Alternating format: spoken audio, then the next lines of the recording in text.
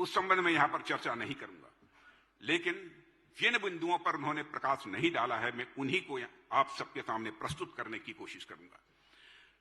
Direct benefit transfer system के माध्यम से यह स्कीम शुरू की गई और एक एक पाई सही लाभार्थी के बैंक के खातों में पहुंचाने का काम हमारी सरकार ने किया है। डायरेक्ट बेनिफिट ट्रांसफर स्कीम का परिणाम यह हुआ है कि देश के करीब 3 लाख करोड़ रुपए गलत हाथों में जाने से मेरे कार्यकर्ता बहनों भाइयों बच गए। देश में काम करने की स्पीड पहले की अपेक्षा कई गुना बढ़ गई है।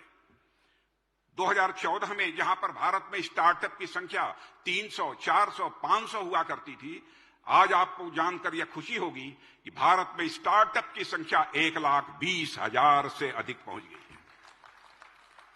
भारत में दुनिया के मोबाइल का जहां तक प्रश्न है, एक दशक के दौरान मोबाइल की मैन्युफैक्चरिंग केवल 10 वर्षों के अंदर मोबाइल की मैन्युफैक्चरिंग में 5 गुना का इजाफा हुआ है। ऐसा इजाफा और दुनिया में कहीं देखने को आपको नहीं मिलेगा।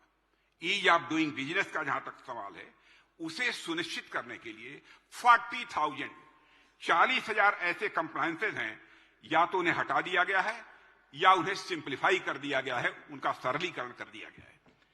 इन्वायरमेंट क्लियरेंस, पर्यावरण क्लियरेंस यह लेने में 600 दिन लग जाते थे, 2-2 साल, 2.5 साल।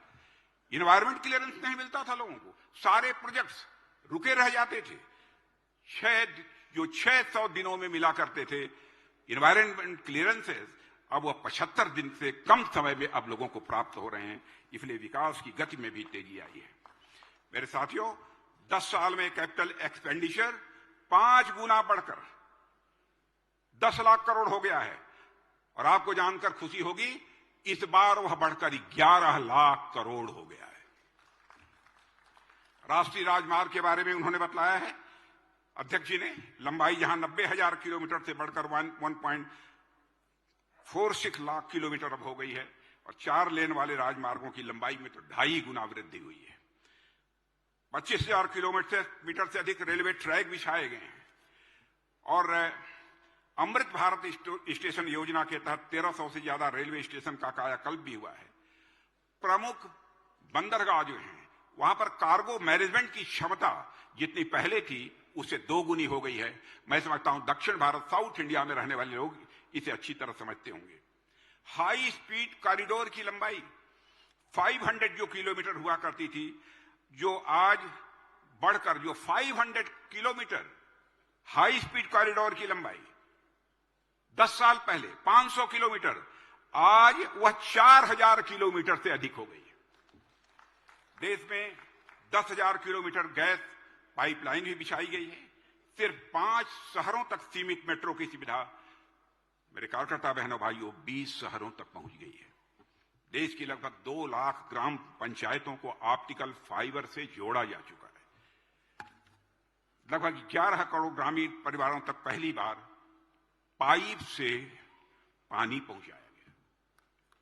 यह है हमारी सरकार, और हमारे प्रधानमंत्री का बराबर यह प्रयास रहा है कि नीतियां और योजनाएं ऐसी बनाई जाएं जिससे हर नागरिक को जहां लाभ हो वहीं उसकी बचत भी हो।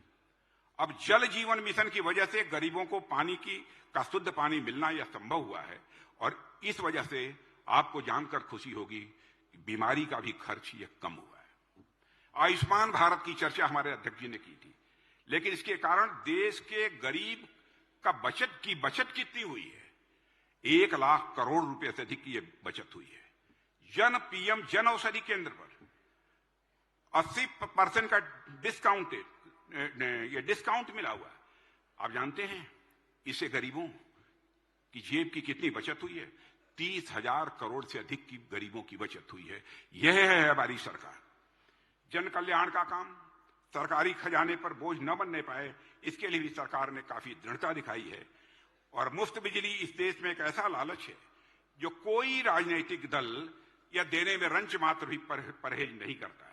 लेकिन हमारे प्रधानमंत्री ने मुफ्त बिजली देने का वादा, भले ही वह चुनाव का समय रहा हो, कभी भी जनता के साथ नहीं किया है, बल्कि इसका एक नया तरीका हमारे प्रधानमंत्री ने निकाला है। वे 1 करोड़ घरों के लिए रूफटॉप सोलर स्कीम लेकर आए। इस स्कीम से लोग बिजली पैदा करके अपना बिजली बिल जीरो कर सकेंगे और ज्यादा बिजली बेचकर वह पैसा भी कमा सकेंगे। यह बात मैं विश्वास के साथ कह सकता हूं। यूपीए के समय एलईडी बल्ब 400 रुपए में मिलता था। अब जानते हैं एलईडी बल्ब 40-50 रुपए में मिलता है। 10 गुना कीमत कम हो गई है। एलईडी के कारण बिजली बिल में लोगों की करीब 20,000 करोड़ रुपए अब तक के बचे हैं, जो अनुमान है। साथियों, सिर्फ नारे देने से काम नहीं होता, लेकिन आजाद भारत में प्रथा चल पड़ी थी, नारे दो, लोगों को गुमराह करो,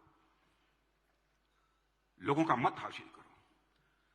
राजनीति केवल सरकार बनाने के लिए नहीं की जानी चाहिए मेरे बहनों भाइयों, राजनीति की जानी चाहिए तो देश बनाने के लिए राजनीति की जानी चाहिए, समाज बनाने के लिए राजनीति की जानी चाहिए।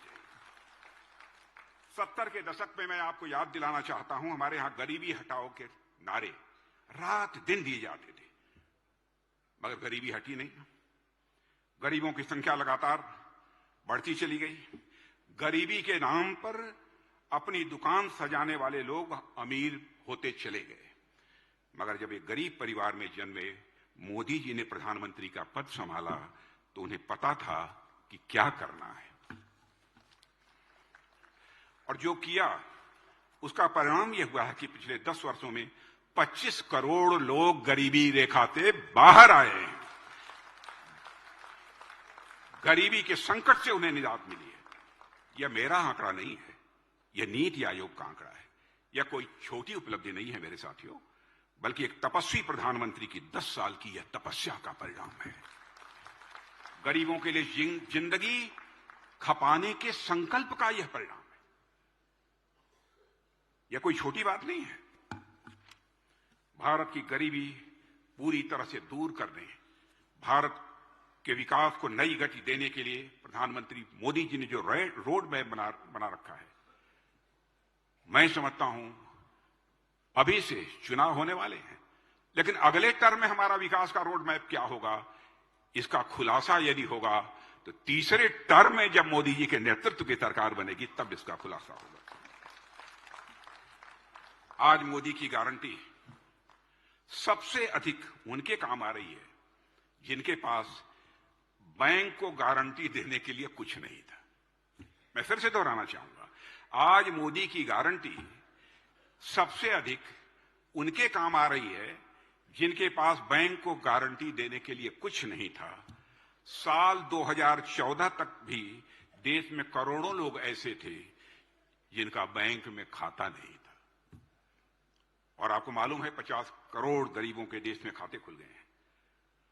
आज बिना गारंटी के रेहड़ी पटरी वाले लोगों को बैंकों से लोन मिल रहा है। उनकी गारंटी किसने दी है? उनकी गारंटी देने वाला भी तो कोई चाहिए। उनकी गारंटी देने वाला एक ही भारत माता का सपूत है जिसका नाम है नरेंद्र मोदी, जो आज हमारे भारत के प्रधानमंत्री।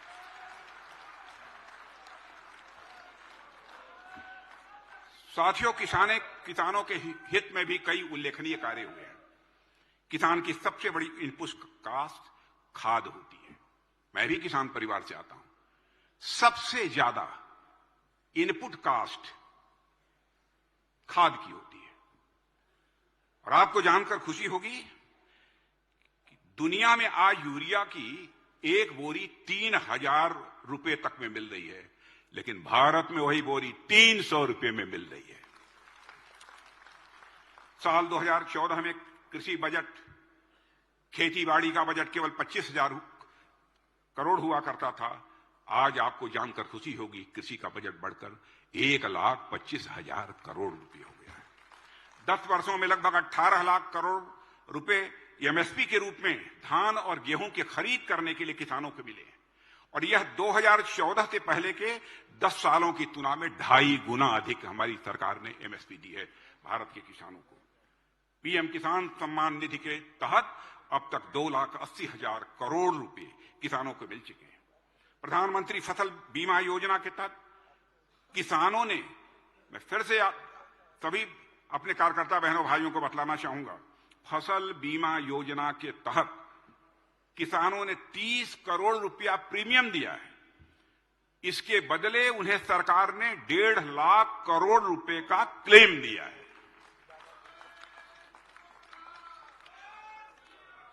और साथियों, आज भारत का एग्रीकल्चर एक्सपोर्ट 4 लाख